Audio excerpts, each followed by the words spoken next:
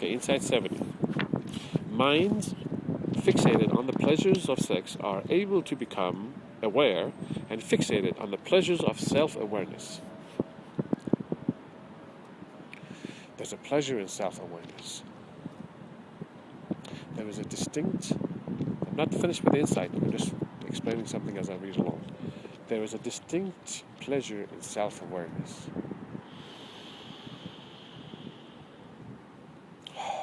Often you need to be in a park, away from the sounds of the cars moving by, the rushing of the city life.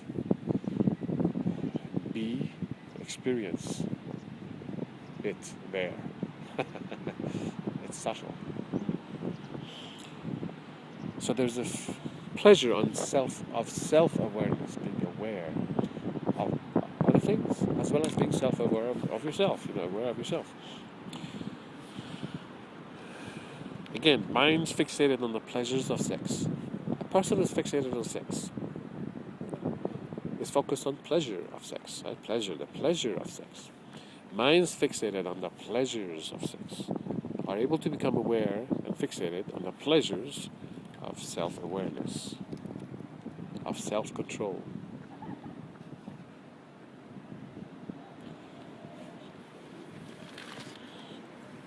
To understand the pleasure of self-control, examine the possibility of the opposite, being out of control.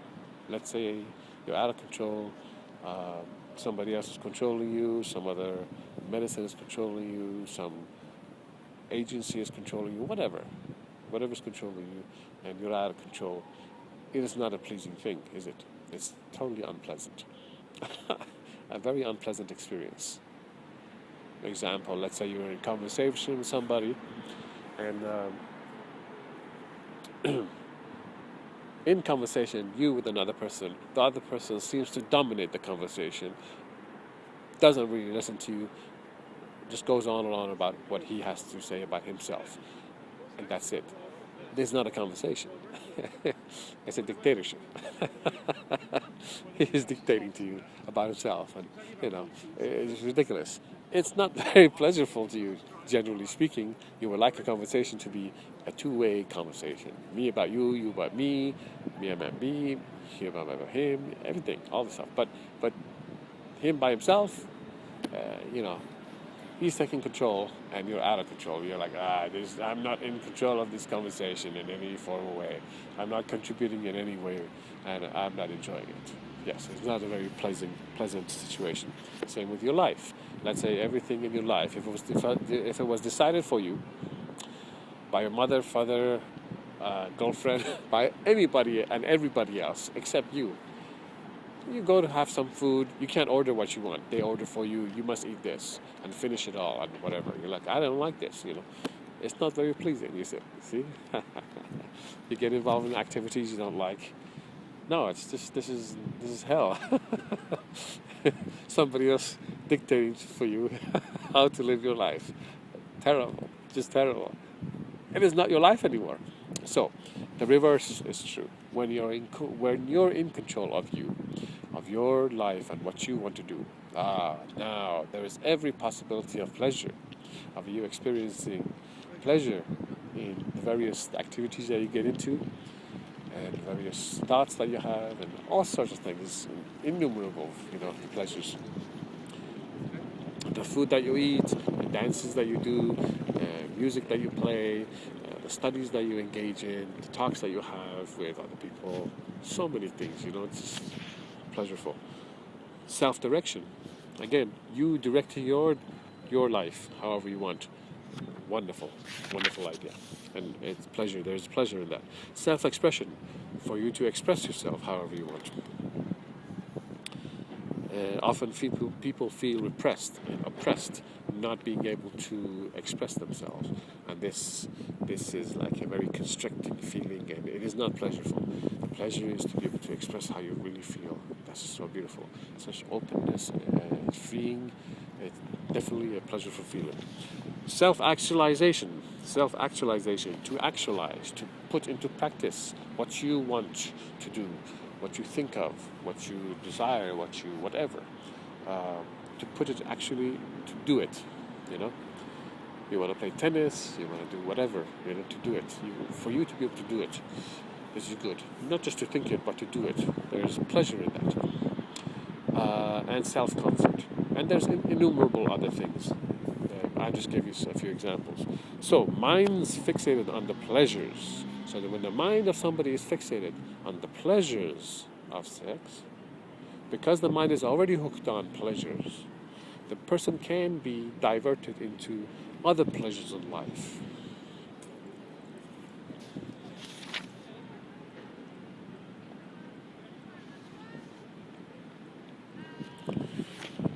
So, very good.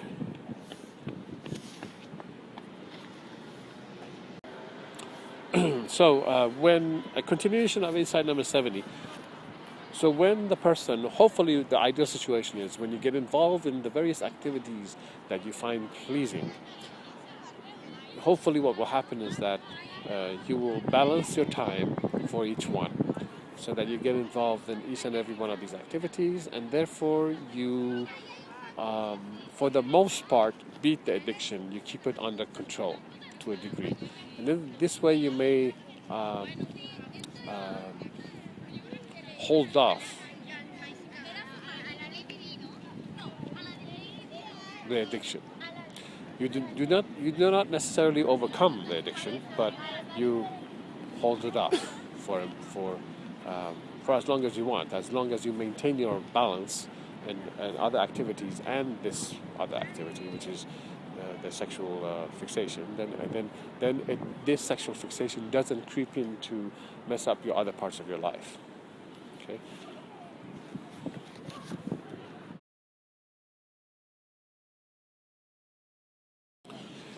Insight 71. You are the magnificence and wonder of life. No matter what occurs in the outside world, you have the control over yourself.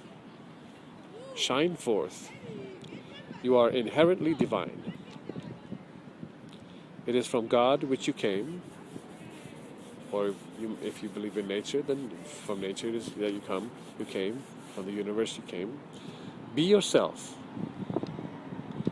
aware of the pleasure and satisfaction that comes from your very existence. So be yourself and aware of the pleasure and satisfaction that comes from your very existence.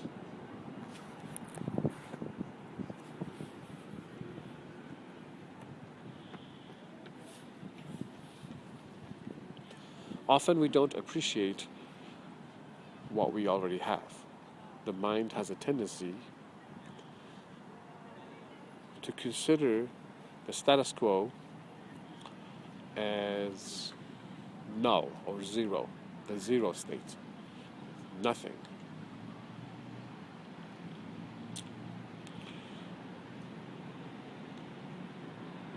The mind has a tendency to consider what he or she already has or has accomplished as not so significant. And the mind has a tendency also to glamorize or aggrandize, to think very highly of things he or she has not achieved yet, or does not have yet, has not experienced yet.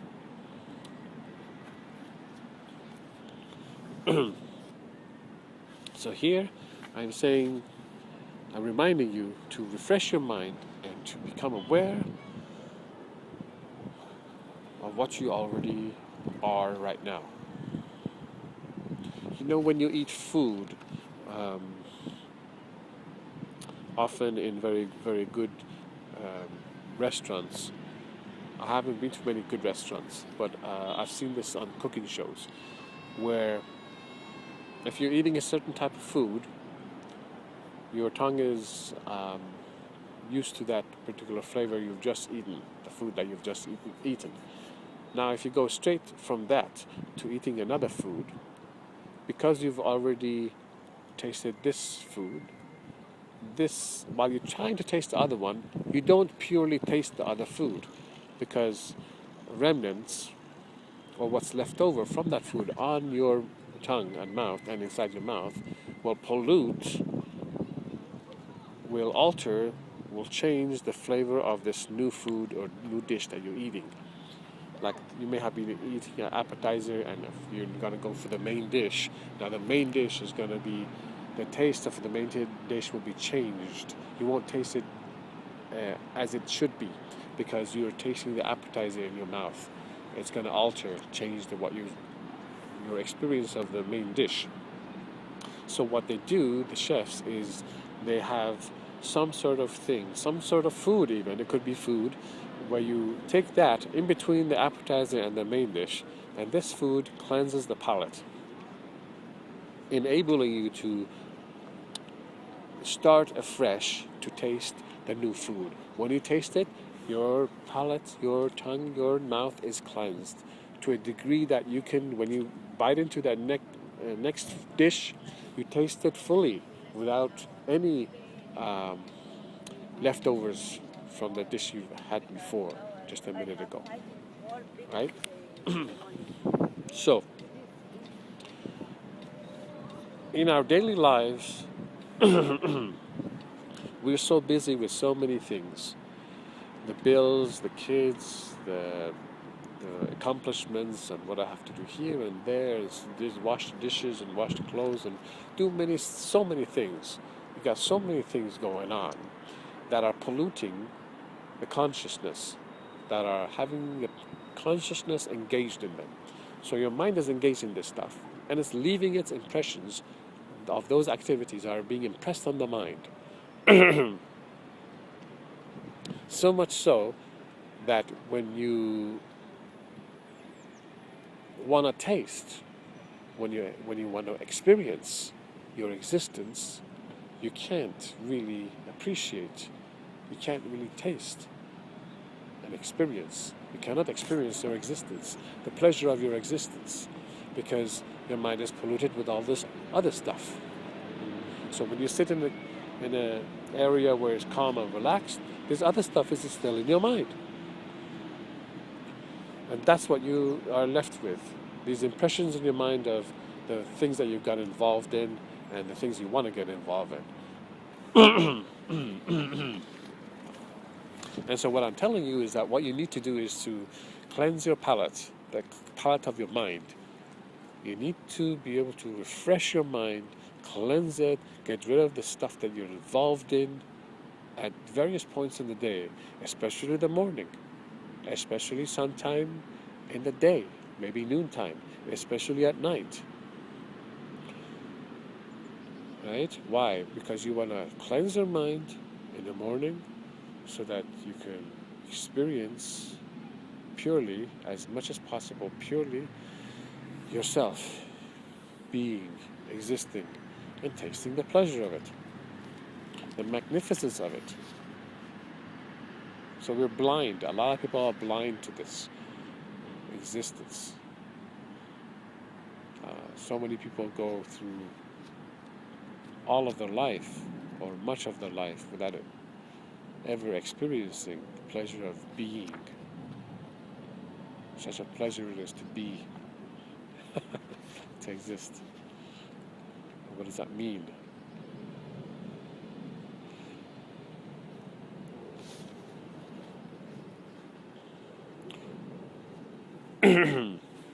So take your time and do that. Become familiar, cleanse your mind, just release these thoughts. Eventually they will pass away, these thoughts. They'll die. And take your time to taste, to experience being.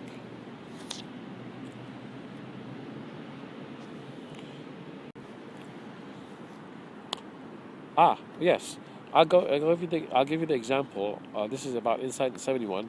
Give you the example of a person winning the lottery. This is example F2. Now, have you ever wondered why a person, or many persons, or people like to win the lottery? What's all that about?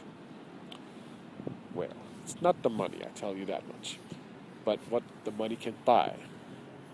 And what the money can buy is their freedom. You see, so many people are stuck in jobs they hate.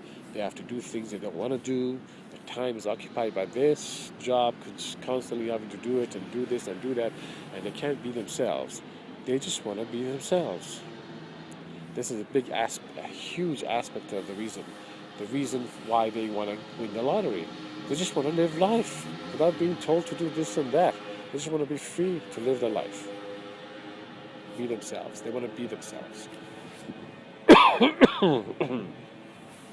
So, winning the money allows them the freedom to be themselves. Finally I can be myself. Which is what the birds have. A bird can be himself. I want to be myself. I'll sing and go here, fly to there, and you know, a tree. Pick any tree. He can be himself. And a tree and the bird have not won the lottery. How is it that they can be themselves, but you can't? You man who is so arrogant about how you are better than trees and all plants and all animals. They can be themselves, but you can't? What's going on? Why? Why can't you be yourself?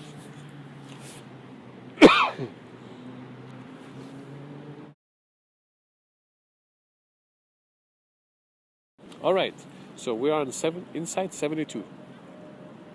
So first I'll read it, and then I explain it. Focus. Now this one explains about more in detail about this being state, right? Focus on the pleasure that comes from simply being, from simply existing. Focus on the pleasure of truly experiencing yourself through the infinite varied possibilities of expressions available to you. You are able to express the pleasure of union, togetherness, and true unconditional love. Unconditional love is not dependent on the conditions of marriage. You do not have to be married or in a state of steady relationship to feel the love. That love is not dependent on the conditions of a boyfriend and girlfriend relationship. That love is not dependent on the confines of sight, touch, and sound. Unconditional love can be felt even when the person is far away, apart, or deceased. This love will be explained in detail in my upcoming book. Feel the pleasure of knowing what you can be, what you can do, create, express, and experience the whole world out there and more. Quench your thirst with the heavenly pleasures. In this way, you bypass the fixations to chaotic, uneasy, temporary, limited, and confining earthly pleasure. So I'll read a little bit and explain it sentence by sentence, pretty much. So focus on the pleasures that come simply from being, from simply existing. Focus on the pleasure of truly experiencing yourself through the infinite variety or varied possibilities of expression available to you. So, your ability to express yourself in innumerable ways, meaning many, many ways, you are able to express yourself. These possibilities of you doing this, or doing that, doing this. You can do this or not do it. Gives you pleasure.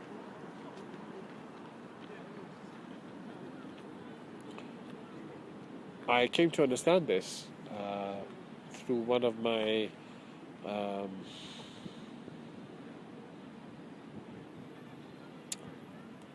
how do you say? I was freed from the earth once, and this is what I experienced, and I understood this. So that's why I'm sharing it with you, and hopefully you will understand also. your ability, your freedom to be involved in so many activities. You can be involved or not involved. Because of your freedom and the possibilities, you experience bliss, you experience happiness, you experience pleasure, much pleasure.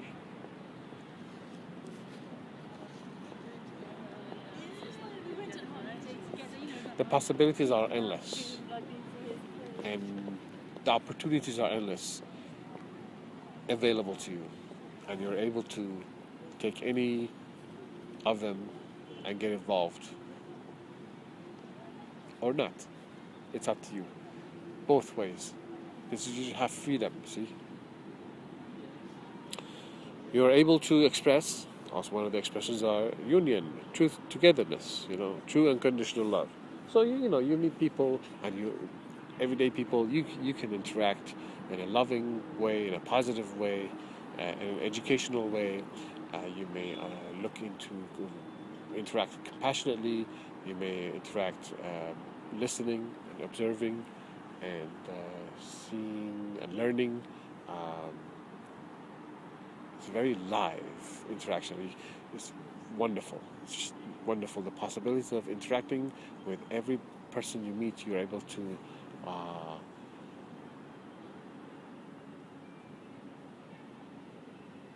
make this and provide for this experience to be a positive one, pleasurable one for yourself and the other person, and for the world at large, benefiting everyone. This part where I mentioned unconditional love is not dependent on the conditions of marriage. I'm giving a little hint into the next book. I did this because I was not sure if I was going to remain on Earth. And so I was not sure if my second book would have come out, so I put some of the stuff that is meant to be the second book here in very brief format. Hopefully someone will be able to use some of the information of this to figure out what I would have said. Now I'm looking to make my second book, so that will come out, but I have not yet begun to really go into writing my second book. So unconditional love, is not dependent on conditions of marriage. Often you see people who are married, they divorce, and now they often people do not show any kind of compassion and love for each other. They're often quite enemies. What happened to their love then?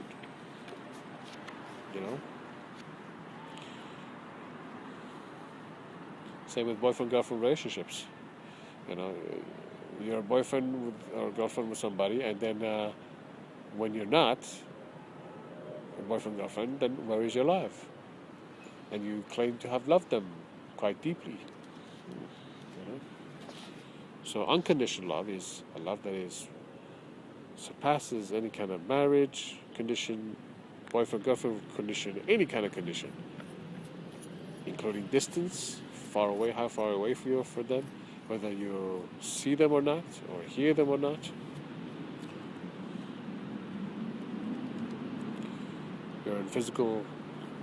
You're able to feel them or not.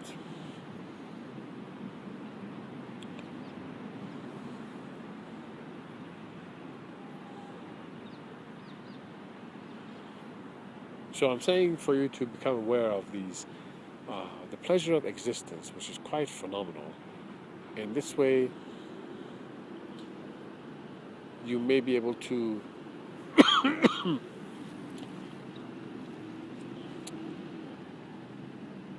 not have sexual influences take over so much, because you're experiencing pleasure from other aspects of life as well. Basically, physical sexual pleasure is very limited and confining and restricted and temporary. And so hopefully you come to see that there are other pleasures that are everlasting and they don't go away 1 minute to the next. But you can, as long as you're conscious of them, you can experience their pleasure. Have in mind, of course, the sexual pleasure that we're talking about, even though I say physical, what is really involved, as you know by now, is both mind and the body.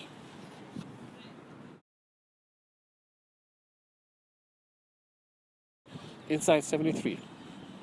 Method 3. If the method above should not work, meaning method number 2, if the method above should not work on you for long, it is most likely because the pleasure principle, both psychological, which is the mental, and physiological, the physical pleasures of sex, both the psychological and the physiological pleasures of sex, meaning both mental and physical pleasures of sex in particular, has made a deep impact on you. Hence, you focus on it quite intensely. Therefore, you need to uproot the problem entirely by unveiling the mystery of sexual attraction completely, so that you see it for what it really is, and for you to get out of the habit of thinking in the same old way. Therefore, you will no longer be affected by its deceptions. This entire book is devoted to unveiling the mystery of sexual attraction and dissolving its illusions. So, as some of the methods that I mentioned may not work for you, and you still find quite a powerful jolt from the sexual misinformation, it's because you've been exposed to a really powerful manipulative influences. And so the way to solve this is for you to entirely understand this illusion and from the root on up, and yank it out from the root. And of course, this will be explained in great detail as, let's see, half of it has been explained.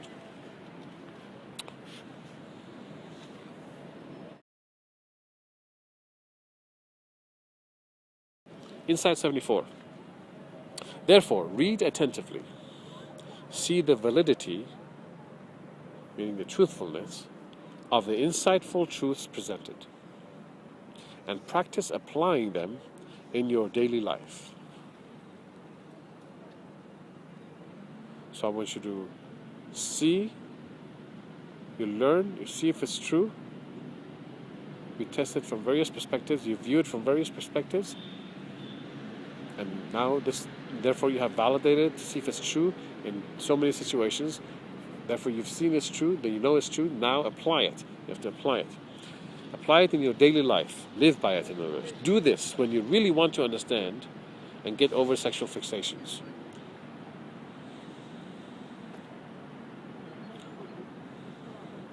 I mean, coming from the standpoint that I was fixated quite intensely on sex, I'll tell you this. You can still admit to yourself, look, I really want to have sexual fantasies or be involved sexually by self-pleasure or by other ways, and that's fine, as long as you're honest with yourself. But also, if you have this, which is this idea of you really want to know what is really going on, how does this really work? You want to know the truth. So if you have that as well, then continue reading, continue going into this to really understand it, unveil it, because a lot of this stuff is really impacting you and you don't know why, And so we want to show you and have you understand, hey, that you really want to know it. If you really want to know, as well as you're influenced, but you really also want to know, then continue reading and applying yourself to really understand this stuff. Okay, so do this, meaning to try to learn and apply it in your life. Learn, apply it in your life. Do this when you really want to understand and get over sexual fixations. Otherwise, you will be cheating yourself and you will not get anywhere. So you don't want to cheat yourself, right? You want to just realize that there is a way of life in which one derives various pleasures from interacting with people on a personal level, as well as on a sexual level. Also note that the sexual level, in due course of time, with the right person, could be used as an awesome expression of your deep love. However, notice that this expression of love through sexual means is one way to express love. It is not love. It is a way to express love. It is a way to express love. There are infinite ways to express and receive love, such as writing a poem, going to the supermarket together, cooking a meal for each other, sitting and eating together, playing games with each other, as in, board games or cards or tennis, spending time with each other, thoroughly listening to each other, so many things. Honestly talking with each other, knowing about each other, infinite ways to express love. And one of them, just one of them, is the sexual expression.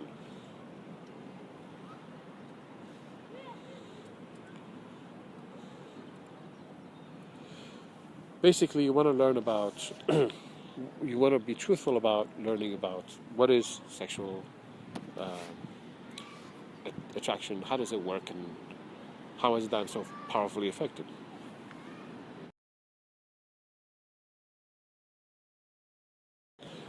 Insight 75. Feeling drives thought into action. Therefore, establish yourself in positive feelings and stay away mentally or physically from those who try to influence your feelings. Do you want others to control your feelings and thereby control you? So let's say you have an idea of, here, feeling drives thought into action. So let's say you have a thought of, let's say, an ice cream or a particular dish you want to eat, or, okay, you have a thought of it. Now, you're not going to get up and act on this thought. Generally, you don't. Thought occurs. Okay, but now if you have a feeling, I feel like having some of that. Feeling will drive your thought, and you will actually the feeling will make you go up and do the action.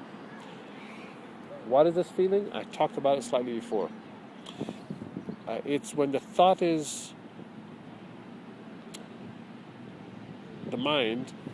process of the mind is absorbed in this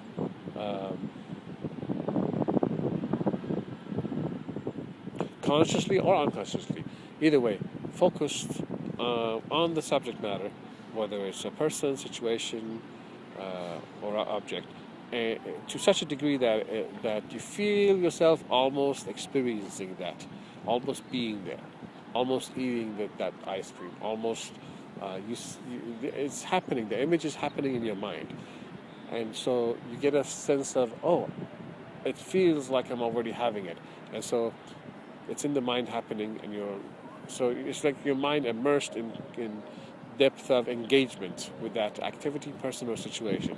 And so you begin to feel something. It's going to be great, I think. I'd love to feel how that tastes like. Like, for example, if you see like a particular kind of cake displayed, you might imagine how it would be to bite into that cake, what sensations you will feel as you bite into that cake. Though you've never had that cake before, you go into the wonder of, I wonder how it would feel like, and now you're feeling, you're putting yourself in that situation, and you say, I like to get that cake, and you want to go out and try to get that cake. So feeling drives thought into action. Therefore, establish yourself in positive feelings. So you want to be the one controlling your own feelings, because it is your feelings that drives you, is the motivational factor driving you to where and what you want to do, what you get involved in life. And stay away mentally or physically from those who try to influence your feelings. Right. So others who try to control you, manipulate you for their own game, for their own ways, or who knows, for whatever plans they have for you, they want to try to influence you by influencing your feelings, not just your thoughts, but to get your feelings involved. And you don't want that. You want to spot that, identify that, who is trying to influence your feelings, and you want to mentally stay away from them. physically stay away from them, because you don't want to have them driving and controlling you into doing actions that you don't want to.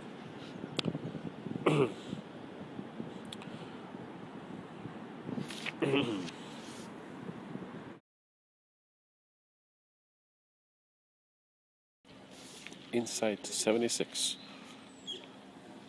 Many are searching for the same thing, a true connection of mind and heart. Some use a fragment of this mind-heart connection as a means to heighten their sexual experience, while they are oblivious to the combined heart, mind, and body pleasures of deep, true intimacy.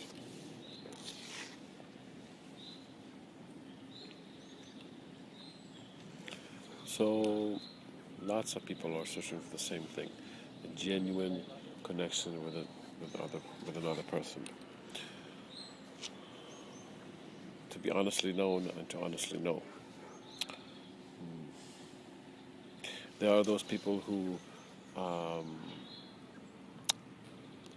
have a lot of flaws in their behavior and what they've done in life.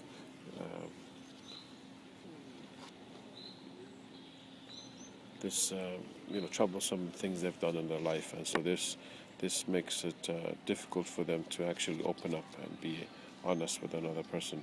So yes, for those people, it's possible that they don't want to open up and tell another because they'll be rejected. It's possible for them to have those feelings of not wanting to open up.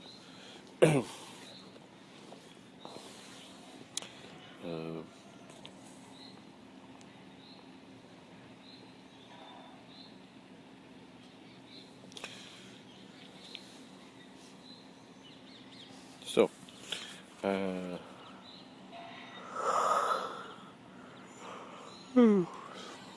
remember this is evidence one. Evidence one I'm gonna give you about this. About how some people use a fragment of the mind and heart connection as a backdrop to heighten the sexual experience. So, one time I was watching a sexual presentation, and the gentleman who was videotaping it and the main guy for the movie, he was the same person. Anyway, so he was. This person had sexual interactions with innumerable females before, and in this instance, he was. He took around 15 minutes or so, possibly 15 minutes, 10 to 15 minutes, very long time, of observing the female come home. He asked her about her day, had a genuine conversation with her about various things, and seemed to actually want to connect in some way before actually getting sexual. Usually you don't see that. Usually you see them behave sexually quite quickly, quite early on in the presentation. But this gentleman who had sexual interactions with many females, he took his time with this lady. It took a long time before he became sexual with her. And he was, like I said, talking and seemingly trying to connect in some way with her true identity. My perspective on this is this. What he was doing is that since this man has had sexual interactions with so many females, for him it's become dull, and it doesn't excite him that much anymore. And so he realizes that he actually, when he gets to know the female mentally and somehow gets a feeling for what type of person she is to a degree, 10, 15 minutes worth of talking. It sets the backdrop. It sets the background, just like a canvas. You do a drawing on, the background is white. Without a background, you can't color anything. You need the background so that you can color. So he was using that as a method to create the canvas, the backdrop, the wall to paint on, and you know. Against this backdrop, he was introducing sex. Then he got into sexual activity with her. Then the contrast between the what he knew about her and the sexual interaction with her created the contrast, which allowed him to become sexually interested and aroused, excited somewhat, impacted mentally. So he was using a fragment, 10 to 15 minutes long, worth of talking to learn about her, and using that as the background, as a contrast to the sexual experience that he will be having with her, to use that as an excitement to build his excitement. Now, he's using this much, just like a line, so small. It's so small what he was using. In actual life,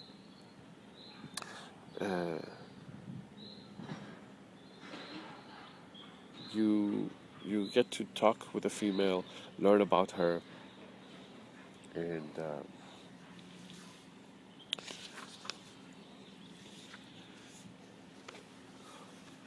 get to know about her quite deeply. Oh, excuse me. Mentally, emotionally, and so you knowing her will be really complex and very rich, very rich. And when you get involved with her, see, that's the thing. When you just get involved with her mentally, emotionally, it is so rich. It is so rich, so satisfying.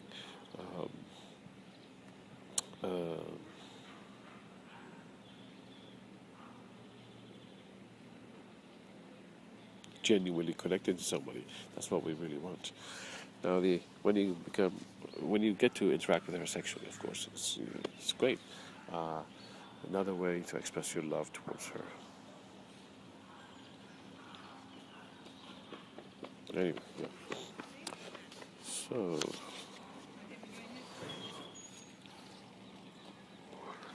I give you evidence too about how many people want to genuinely connect.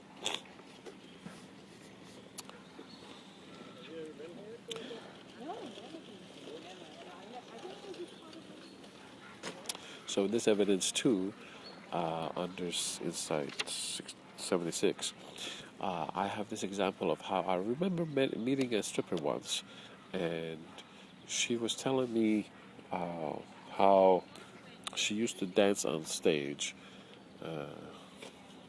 and now she does dancing in private, in a more one-on-one setting instead of a on the stage thing. And I said, could you tell me why? Why did you make the switch? She said, on stage it was too impersonal. It was, I wanted the human interaction. I wanted to connect to somebody as it's more personal. So yeah, it's another evidence how we humans genuinely love human interaction, genuinely connecting. Of course, you can't connect much with deeply with a stripper when you're in a one-on-one situation, but nonetheless, these are hints that even in the most extreme situations, there are circumstances where the evidence comes through that you really want to connect.